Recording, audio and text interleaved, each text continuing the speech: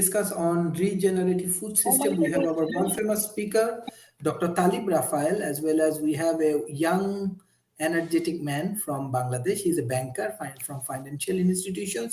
Food is a major challenges right now. We will discuss on generative food system. First, I would like to give chance Dr. Talib Rafael. Hello. I want to talk about you want me to talk about food? Yes. Right? Okay. Okay. Food is a very important component in our future endeavor. Food has become now a very important category in how people feel about their country and their governments, especially in the developing world, where food is becoming very, very important as a substance of whether people are satisfied or not. We need to create what is called agricultural independence. That's a term that we have in Arabic. I don't know if it is the same term in English, but it's a term that refers to the independence of each country, and the country being dependent on its own self to provide the food for its people, because we can't have a system where the world is consuming food that is not produced in its own country. This is something that is very, very serious. Now, we've seen during the Russian-Ukrainian war what has happened to many countries around the world, where we had wheat that is not coming to us. We in Jordan, okay, speaking from Amman, Jordan now, Mr. Hussein, we in Jordan were independent with our wheat production. We were the wheat pillar of the world in many times in history. Now we don't produce enough to satisfy our own people. So it's very important that the country develops its independence in food and agricultural production. When we talk about agriculture, of course, we're not talking only about the plants, we're also talking about the animals and the herbs and seeds that are roaming around in the country. So I want to just finish with this thought that agricultural independence, agricultural autonomy is a very important element here. Thank you very much, Dr. Sharif. Thank you. Mr. Anwar, I want to know, because you are from the financial institution, what is the present conditions of Bangladesh financial institution, especially when we have challenges for food safety and securities? Hello? Yes, we can hear you. No, the present condition of this Bangladesh is very crucial moment of in financial institution, because there is a crisis of dollar. We are dependent on imported food mainly, because our agriculture is not sufficient for us. For that reason, there is a huge dollar crisis in Bangladesh, and we are going to face very difficult challenge in 2023. If this situation is continue, then we will fail to import food, agricultural products for our country. For that reason, Bangladesh will suffer huge food crisis. But I hope Bangladesh will overcome this crisis. Thank you. Mr. Kaisar, you are also a young researcher and a fellow for Green Tech Foundations. We are discussing on the regenerative food systems. We are concerned about food safety and securities, and you have some sort of engagement with the policy development. So what do you think? What is happening in South Asia? How we can overcome from this challenging situation? Mr. Kaisar.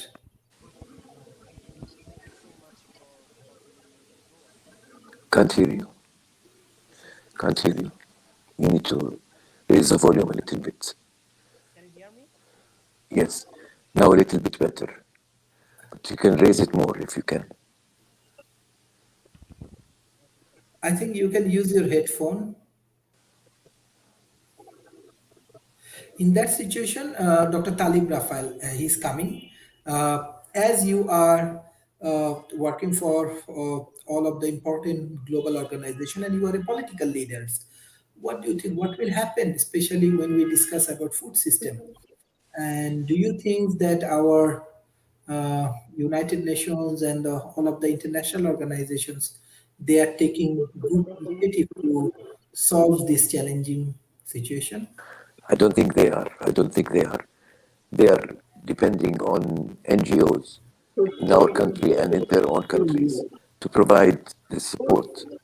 But what we need now is the production of food in our own country, as it was always, because we can't live on importation. As Mr. Hussein said, Mr. Anwar Hussein, the currency is a problem, but it's not just the currency, the availability of the money, the availability of the resources are going to be a critical problem. In Jordan, we are facing a very, very serious situation now. And it's something that would result in a revolution if it does not solved. It's a very serious issue. And I'm glad that Dr. Sharif is working on that because the choice of this topic is a very important choice. Thank you very much, Dr. Sharif. Thank you. Mr. Kaisar, what you want to add? Can you unmute, please?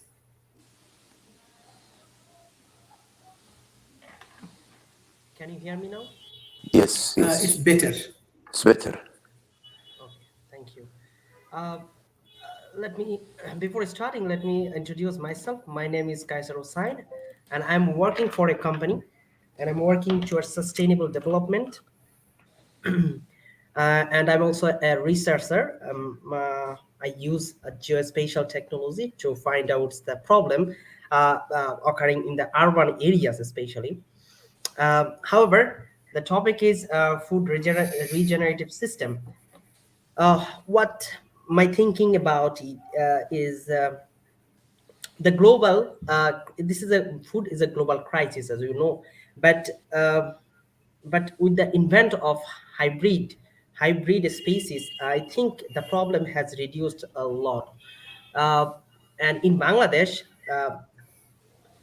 last uh, 12 years or last decades, the population has actually increased a lot, but our limited resource land resource did not increase much better like this, but we are also sufficient, and we are also get sufficient food items regularly. So why and how this actually happened? Because of the production of a new variety that has the highest production capacity. So what I want to talk is this is not sustainable, and we are getting food. It doesn't mean this is our sustainable development, because mean at the same time we are actually deteriorating the quality of the environment. So we must think about that while producing food items, we have to take care of the environment quality, either water, soil, or the ecosystem and overall biodiversity. So I want to say that the we must take care of our food system. This is our basic need, as I said. This is food is our basic need, but also should think about that our surrounding environment needs to be more suitable to live. Then I think it would be sustainable and as well as productive as well. That's all from my side. Thank you. Thank you. Mr. Anwar, you bring one of the important aspects of financial crisis of financial institutions. What are the strategy actually Central Bank of Bangladesh or the banking industry is taking? Mr. Anwar, can you unmute yourself? But to say that government should more focus on our foreign remittance because money laundering is the main barrier of this situation. Because you know that huge people of our country manpower work in abroad, they send their money through through the bank.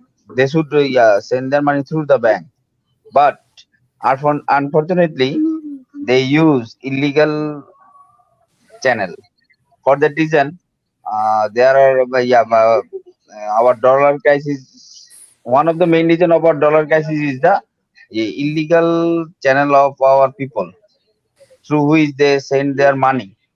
If they use proper channel, and government should, in this situation, government should take many situation. Government has already take many situation like the government give them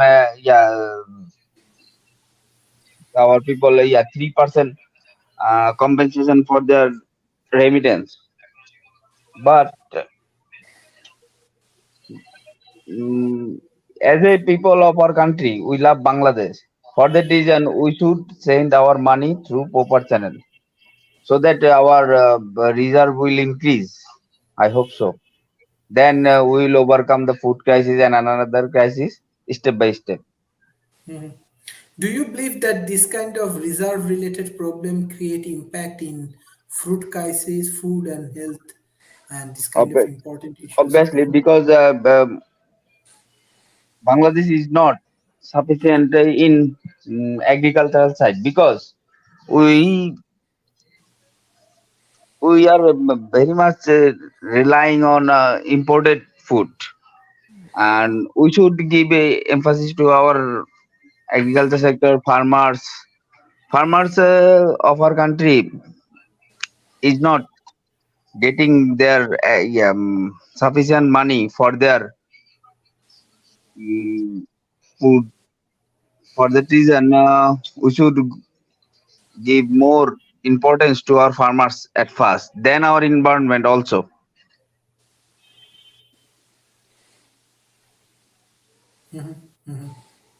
That's Okay. all.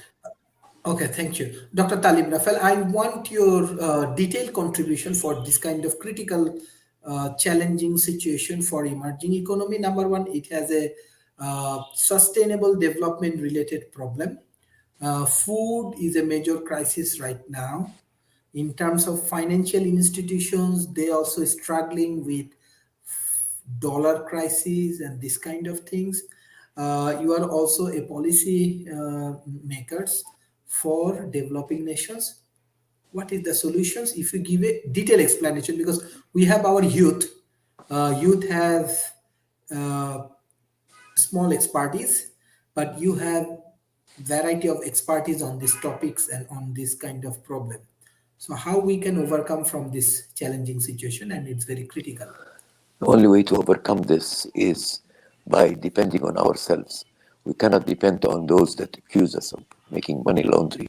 I'm sorry, Mr. Anwar, but money laundry is not the problem that we have. It's a problem for the West. It's a problem for Europe and the United States. It's not a problem for us. So people that want to send money from outside, they should send it through legal channels. That's true. But you don't accuse me of being money launderer when I'm not doing what you want me to do. So the West is trying to impose this on us at a time where we need to take care of our food. We need to take care of our own resources. And that's something that the government is responsible for. Governments will have to lead the way. It's not the people. It's not the people that live outside and transfer their money here. If they do that, they are helping our people in Bangladesh and in developing countries altogether. They're increasing the revenues of the people here. And they could do that through any channel that they want. They choose to do it because they should be profiting from this. They shouldn't be paying the tax that the West is asking us to pay. Now, when it comes to food, food independence and food sufficiency is very, very important. We have to identify our basic needs. Governments must sit down and identify the basic needs. Bread is very important, for example. Bread and what else? So you should talk in Bangladesh about what's important to the diet of the people there and produce it before anybody else does that. So I think the issue is not that of money laundering. Sorry, Mr. Anwar, to disappoint you about this. The issue is one of policies the government should take, because if they identify certain items that need to be planted or agricultured, then they will be able to move forward and have the people follow them doing that. Otherwise, there will be a drastic revolution in the country and in many countries around the world. Because food is not something we can play with. It's something that is very, very sensitive to people's needs. And when people's need is not met and bridges of confidence is broken between the people and the systems, political systems, nobody is going to be going anywhere. I'm sorry. Sorry about this. Thank you. Dr. Talib Rafal, when we discuss about food safety and security, we are observing that there is a war in between Russia and Ukraine. And after COVID 19, the major issue is war. Do you believe we should stop this war now? Because country like Bangladesh and many countries actually struggling because of war. We do not have enough supplies. Our people has heavily dependency on developed worlds. Thirds, like economic challenge may cause more damage, more problem.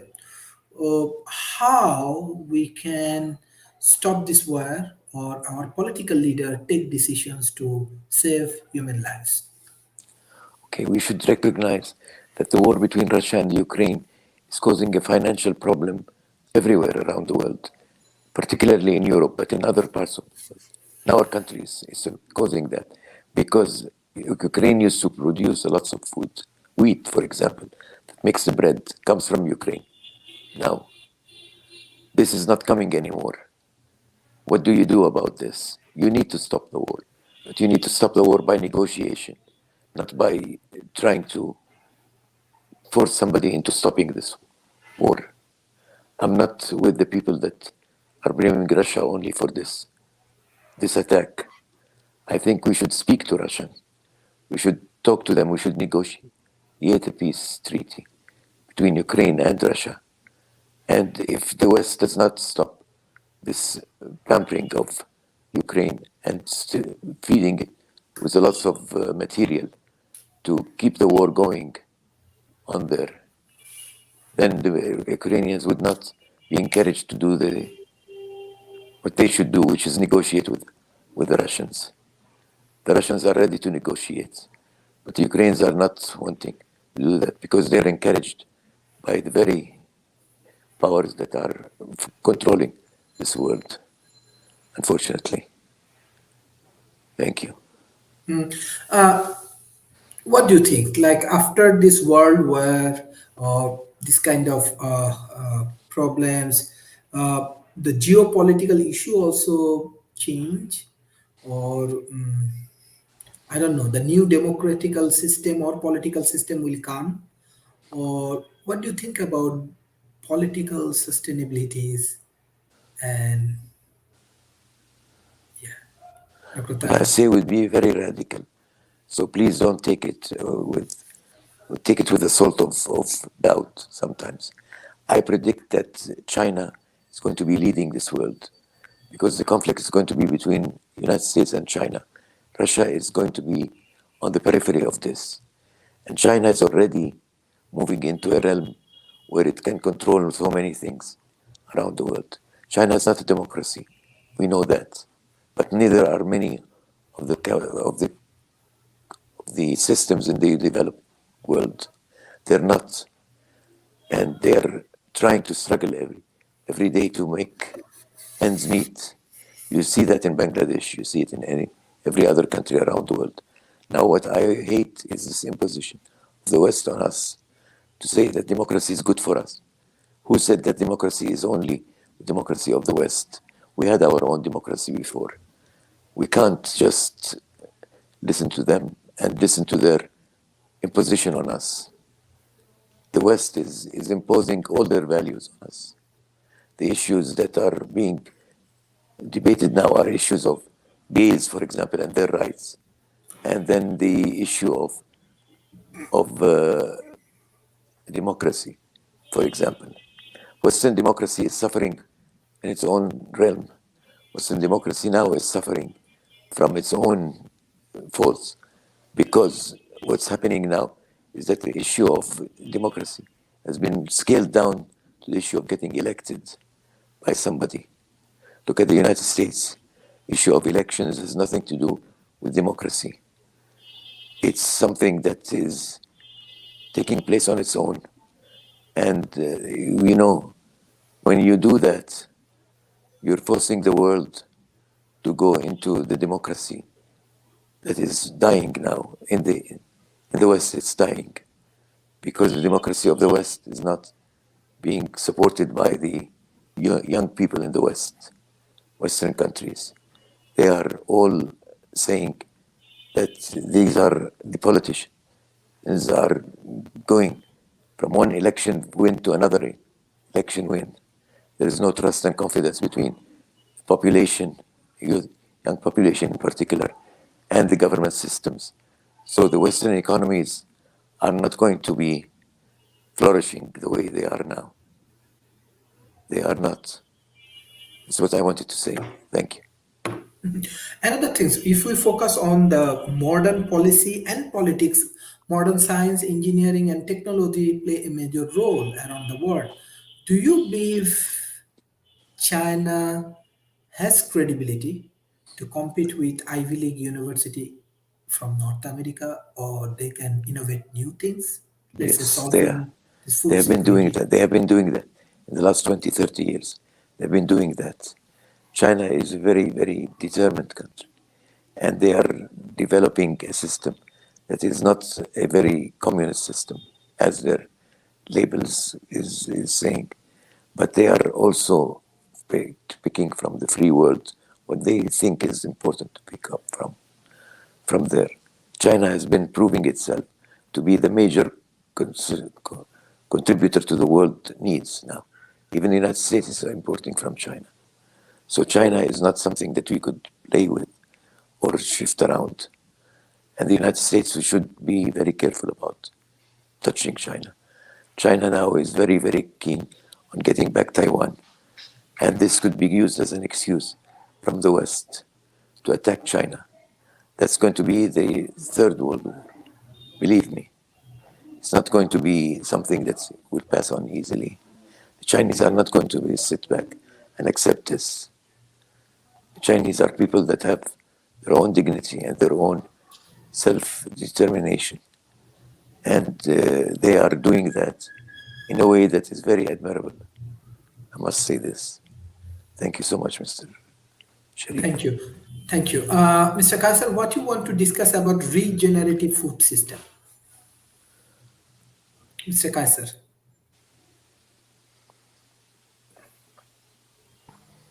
Well, regenerative food system.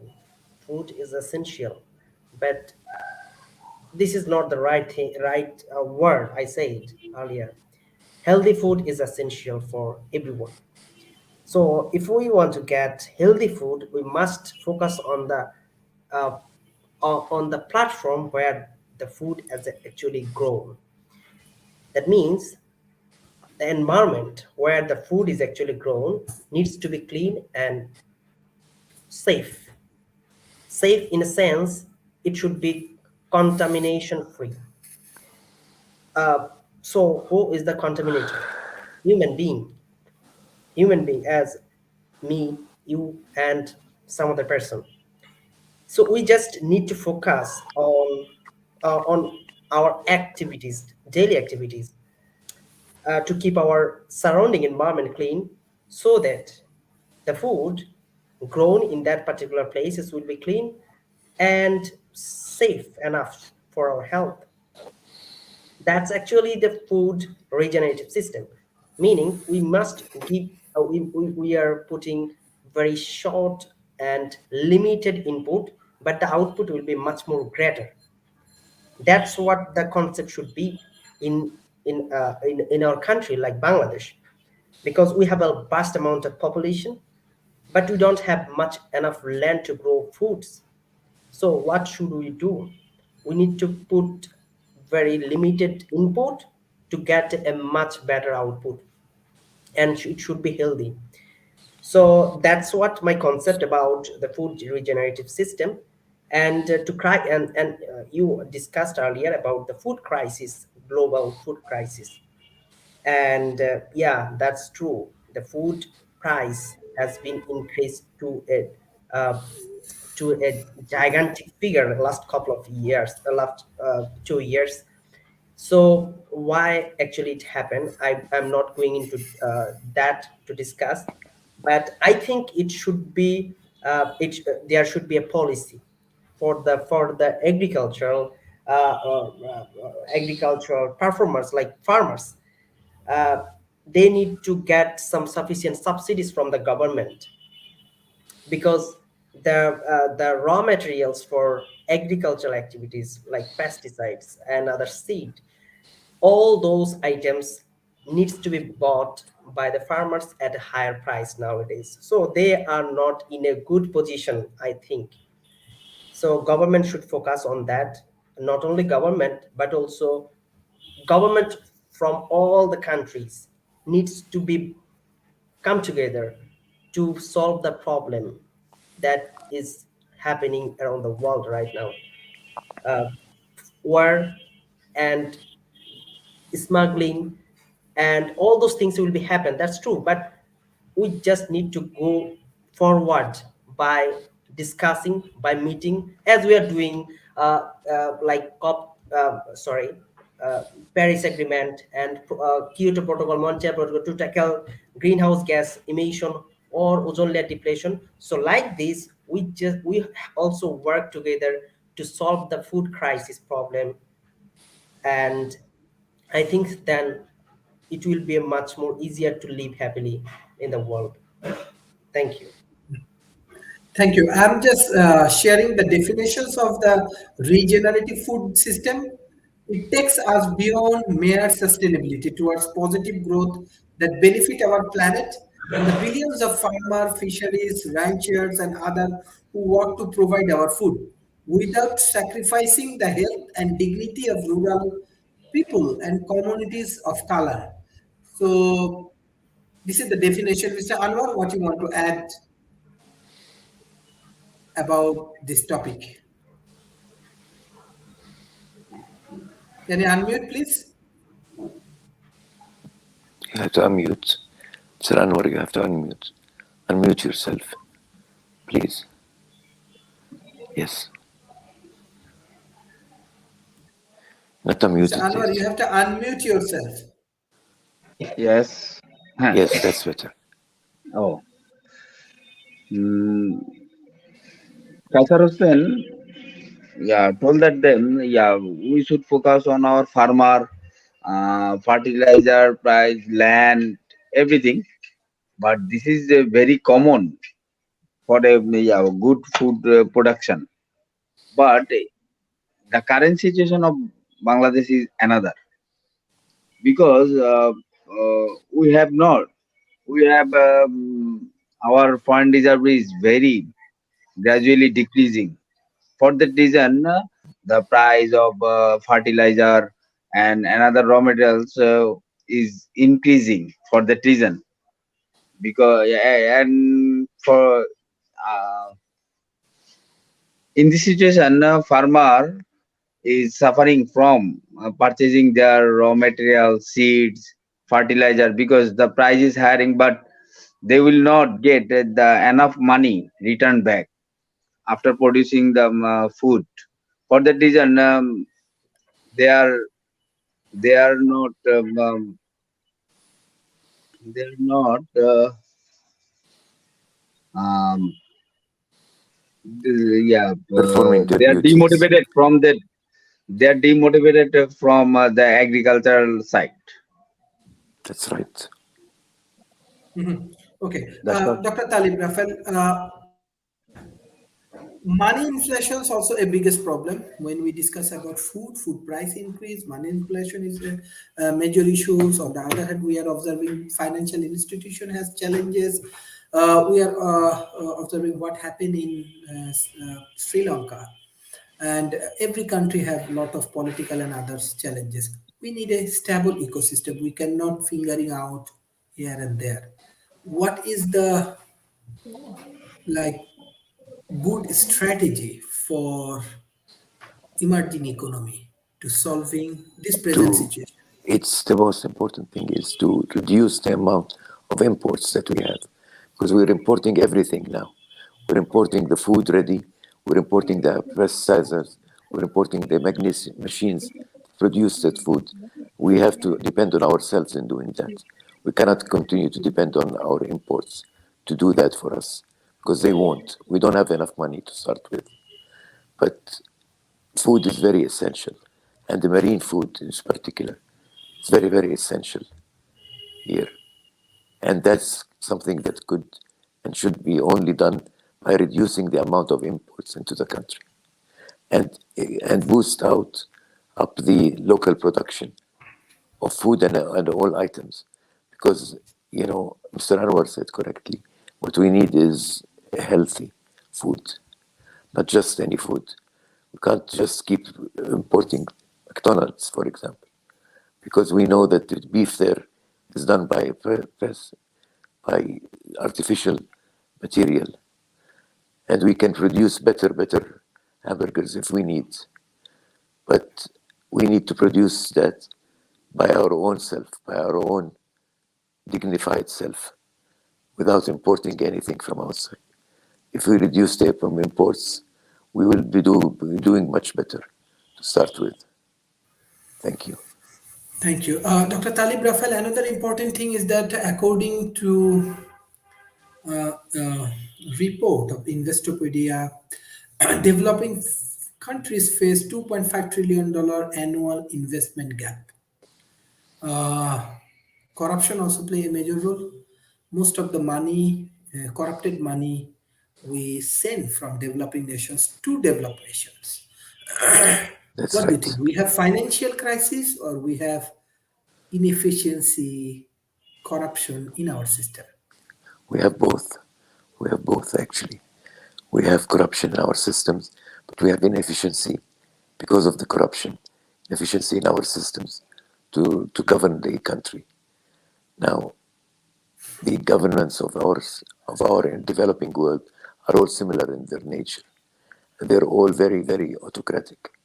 They're all very centered around what they get from the West, particularly United States and Europe, and from the East sometimes. That's not something that we need to do. We have to depend on ourselves, as I said before, and that's the only way we can do any progress. Is self-dependency. It's the only way that you can be independent about your policies, and that should eliminate corruption from the system. Corruption is being done at the highest levels of government now, unfortunately. Thank you. Thank you. Mr. Kaiser, how we can develop sustainable financial solutions for developing world? Mr. Kaiser Hassan. Yeah. Yeah. Sustainable finance. Yeah, this is a need nowadays because financing is everywhere, but sustainable financing is scarce nowadays. So every sector, especially financial institutions and banks, must focus on sustainable financing because it's a take care of both environment as well as the consumer. So to scale up any business, finance is really important. Access to finance is really important, and so if we somehow can invest money on that particular project that take care of environmental protection as well as taking care of the human being, that would be must suitable. And therefore the banks, financial institutions, governments, central banks can come together for increasing and increasing the amount and budget for sustainable financing, so that the rural people who actually working for the organic business or green business, they will be somehow will be benefited. And yes, but it's a little bit tricky and difficult for the people who don't have enough knowledge to fill the documents and to collect the required documents to get sustainable financing. So the some organizations and organization can help them out in that case. So that's what I think. Mr. Anwar, what is your advice to develop a sustainable financial ecosystem? What the financial institution can do? Can you unmute yourself, Mr. Anwar? No, you need to unmute yourself. It's not unmuted. Yeah, Hello. that's better. A financial institution can help to develop a sustainable economy, in a sense that we should more focus on financial institutions should focus on the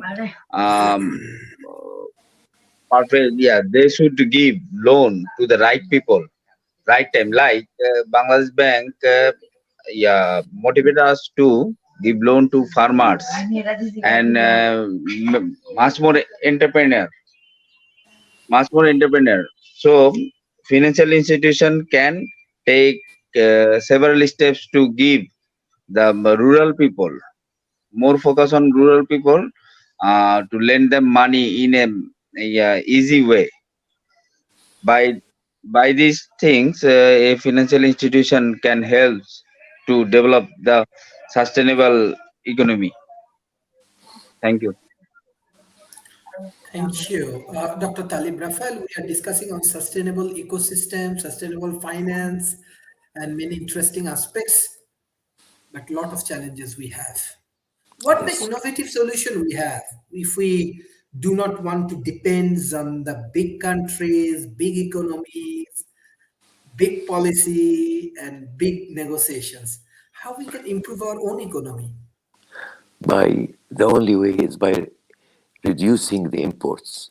That's the only way we can make our economy sustainable. No other way. Because if we continue to import our things from the outside world, we'll never be independent, we'll never be sustainable. So reducing our imports is very important. Now, how do we do that? We do that through supporting, I agree with Mr. Anwar, supporting the farmers through loans. But farmers through loans to do what? Not to buy things from outside, but to produce them inside the country. Then I'll give them loans. Fine. But if you import everything from outside and use those loans to pay your money outside of your country, you're not doing any sustainability, neither in finance nor in any other thing. Thank you very much. Thank you. Dr. Talib Rafal, we are discussing about reducing import, how we can improve our production because we do not have enough resources in developing nations, and what we can do. How big financial institution like Asian Development Bank or World Bank or your organizations can help these developing nations to go for more uh, more national progressions. Okay, that has to start by these countries depending on themselves, not depending on aid or other financial institutions from outside of their country. They have to do that. And they can do that through encouraging their own research, their own educational system for research, and creating their own startups, their own young people getting involved in all these things. If you can make some competitions, for example, among the young people to produce some of these things by internal means, you can do that. Now, I agree with Mr. Anwar when he said, and I think Mr. Hussein also said that we need to work together as governments. We cannot work like this without cooperating with each other because the multilateral system has failed us. It has failed us so many times. It has failed us during COVID, for example. The multilateral system did not work well. What we had is every country working on its own, and every country wants to do something good on its own. That won't work. We need to work together in the developing world. We need to be together, the Asian countries, the African countries, South American countries, just like the Europeans are working together. We need to do that. Definitely need to do that. Thank you. Thank you. Mr. Kaisar, what's your concluding remarks for today's session? Thank you so much for inviting me in this very effective discussion session. And I want to thank our Honorable Taleb Rafai, sir, and Dr. Sharif, as well as our guest, Anwar Hussain, for being here and to make the discussion more successful. Thank you. Mr. Anwar, what's your concluding remarks for today's session?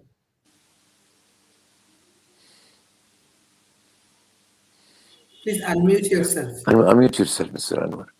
Unmute yourself. Sorry. Yeah. I'm very much pleased because you have inviting me to participate in this very effective conversation with especially Taleb Rafai and Kausar Hussain, and also our our elder brother, Mr. Sharif. Thank you. Thank you. Dr. Talib Rafal, what is your advice for politicians of the developing nations? I also feel that this has been a very good session. I've been working with two very good Bangladeshis, and you, Dr. Sharif, you're doing a good job in this. Now, what I say, I must apologize for being a bit too blunt in this, but I don't want to be hiding half of the truth in myself, in my body. I want to share it with others. So I hope that we all share all our thoughts with each other. Now, I can see that there is a lady from Brazil that's saying it's a very important points have been raised. Countries' realities. That's a very important thing because Brazil is a very important country, for example, in South America. But this country has been wrecked by its neighbor of the north. And it has been wrecked by a government that is not taking the interest of the people in mind. This is the main thing. I'm a political person, so I'm sorry to turn this into a political issue, but it is political, whether we like it or not. Everything in this world becomes political at the end of the day. I'm saying we should stop importing. We should reduce our imports. Now, reduce it to the maximum. That's impossible.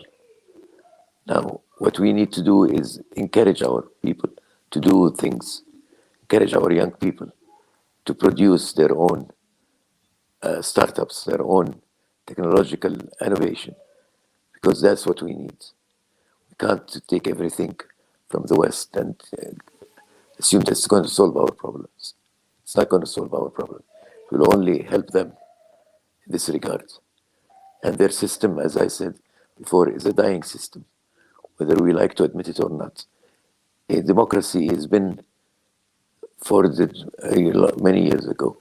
It's democracy, it's the rule of people by the people. But in the West now, in the Western democracy, current Western democracy, it's ruling of people through other people, through elected people. And the election process, as I said, has become a nuisance because young people don't believe in it anymore. They're not going to elections anymore. They're boycotting their elections because the democracy as they see it now is not a solution for their problems. How could it be a solution to our problems? We can't just accept what's being imposed on us by people that are failing in their systems. That's not right. Thank you very much.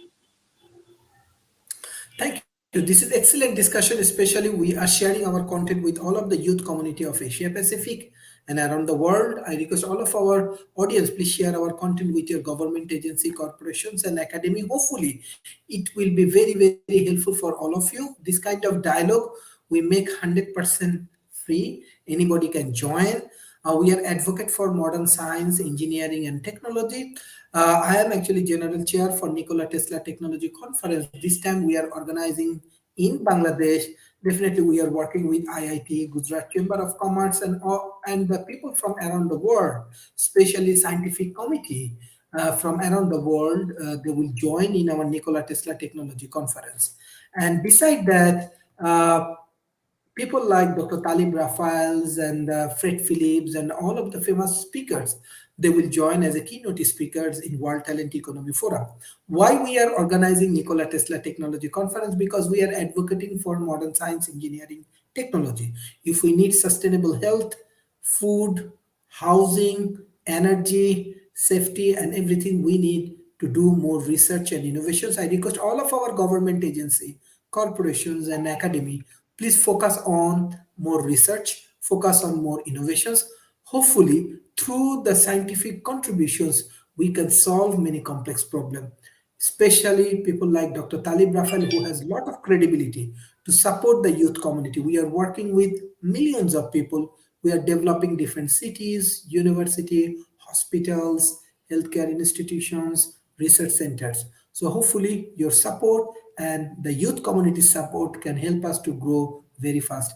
Thank you everyone for joining today's sessions. I Thank want you to so welcome much. you all in World Talent Economy Forum conference like Nikola Tesla Technology Conference, and you can publish your research paper through iOS Press in Nikola Tesla Technology Conference, and we make it 100% free because we are getting support from European Innovation Alliance for organizing this conference. I request all of the youth community, please join, do research work, publish your research paper through World Talent Economy Forum, join in our community. It's 100% free. We grow as an open source mode.